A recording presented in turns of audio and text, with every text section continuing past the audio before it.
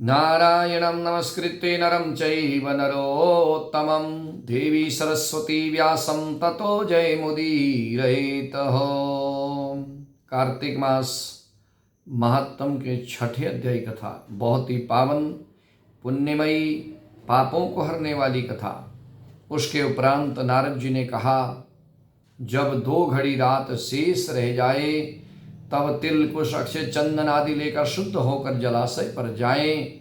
नहर की अपेक्षा नदी में स्नान करने से 10 गुना ज़्यादा फल मिलता है। नदी से ज़्यादा संगम पर स्नान करने से 10 गुना ज़्यादा फल मिलता है तथा तीर्थ पर स्नान करने से इन सब में से ज़्यादा फल मिलता है। स्नान से पहले भगवान का ध्यान करके और स्नान के लिए संकल्प करें। तीर्थ में उपस्थित देवताओं को कर्मशः अर्घ्य आचमनी दे। हे कमलनाथ आपको नमस्कार है। हे जलसाई भगवान आपको नमस्कार है। हे ऋषिकेश आपको प्रणाम है। मेरे द्वारा दिए अर्घ्य को आप ग्रहण करें। हे नारायण मेरी पूजा अर्घ्य को स्वीकार करें। इस तरह से भगवान से प्रार्थना करना चाहिए। तथा बद्रिकाश्रम में जहाँ कहीं भगवान विष्णु गए वहाँ उनके 3 प्रकार से अपना पैर रखा था। वहाँ पर ऋषि वेद यज्ञ के सहित समस्त देवता मेरी रक्षा करते रहें। हे जनार्दन, हे दामोदर, हे देवेश, आपको प्रसन्न करने के लिए मैं आपकी भक्ति पाने के लिए कार्तिक मास में विधिवत प्रातकाल के समय में स्नान कर रहा हूँ। मैं आपकी पूजा करूँगा। आपकी कृपा से मेरे समस्त पाप नष्ट हो जाएं। हे हरि, कार्तिक मास में व्रत तथा विधि पूर्वक स्नान करने वाला मैं अर्घ्य देता हूँ।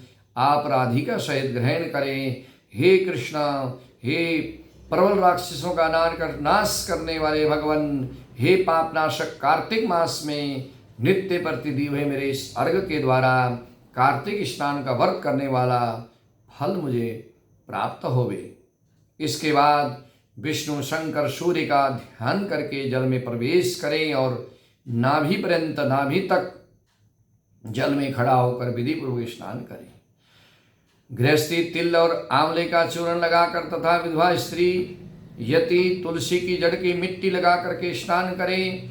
सप्तमी, अमावस्या, नवमी, त्रयोदशी, द्वितीया, दशमी आदि तिथियों को आंवला तथा तिल से स्नान नहीं करना चाहिए। स्नान करते हुए निम्न शब्द को कहना चाहिए, जिस भक्तिभाव से भगवान ने देवताओं के कार्य सिद्ध किए, देवताओं के कार्य के लिए 3 प्रकार का रूप धारण किया, वही पापनाशक भगवान विष्णु अपने कृपा से मुझे पवित्र कर दें। अतः वे मुझको पवित्र करें। बीजों, रहस्यों तथा यज्ञों सहित वेदों के मंत्र, कश्यप आदि ऋषि, इंद्र आदि देवता मुझे पवित्र करें। गंगा आदि सभी नदियाँ, संपूर्ण तीर्थ, 7 समुद्र और समस्त जलाशय मुझको पवित्र करें। अदिति आदि सभी नदियाँ, यज्ञ सिद्ध सर्प और सब औषधियाँ, वे तीनों लोकों के पर्वत मुझे पवित्र कर दें। इन शब्दों को कहकर स्नान करने के पश्चात व्रती को चाहिए हाथ में पवित्री धारण करके देवता, ऋषि, मनुष्य तथा पितरों का विधि पूर्वक भक्ति भाव से जलाशय के बाहर खड़े होकर तर्पण करके नमस्कार करें।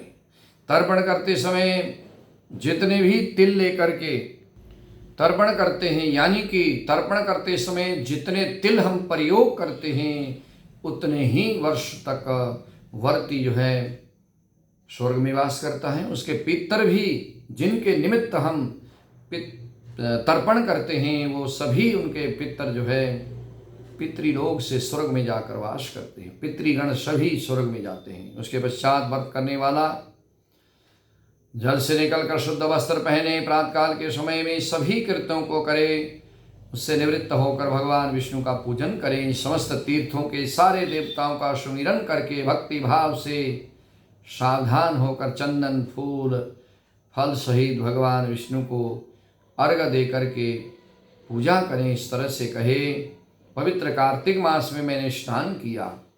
हे विष्णु भगवान, हे नारायण, लक्ष्मी के साथ आप मेरे दिए अर्घ्य को ग्रहण करें। उसके पश्चात चंदन, फूल, तांबुल आदि से भगवान की पूजा करके वेद पाठी ब्राह्मण का श्रद्धापूर्वक पूजन करें। बार बार प्रणाम करें। ब्राह्मण के दाएं पैर में तीर्थ विराजमान होते हैं, मुख में वेद और सारे अंगों में देवता निवास करते हैं, जो तपस्वी ब्राह्मण होते हैं।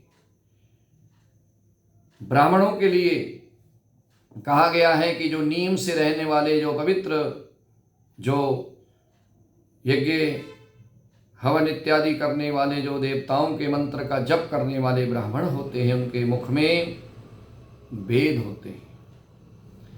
अपने कल्याण की कामना रखने वाले को इनका अपमान नहीं करना चाहिए, इनके साथ विरोध नहीं करना चाहिए, और उसके बाद एकाग्र चित्त होकर भगवान विष्णु की पूजा, और साथ में जो है भगवान विष्णु की सबसे प्यारी तुलसी की पूजा अवश्य करें। तुलसी की परिक्रमा करें, प्रणाम करें, जल से सींचें, तुलसी के पास में ज्योत जलाएं और कहें, हे देवी, हे तुलसी, हे माता।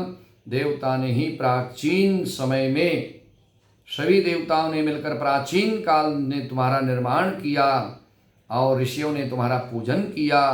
हे विष्णु की प्यारी, हे तुलसी मैया, आपको हम प्रणाम करते हैं।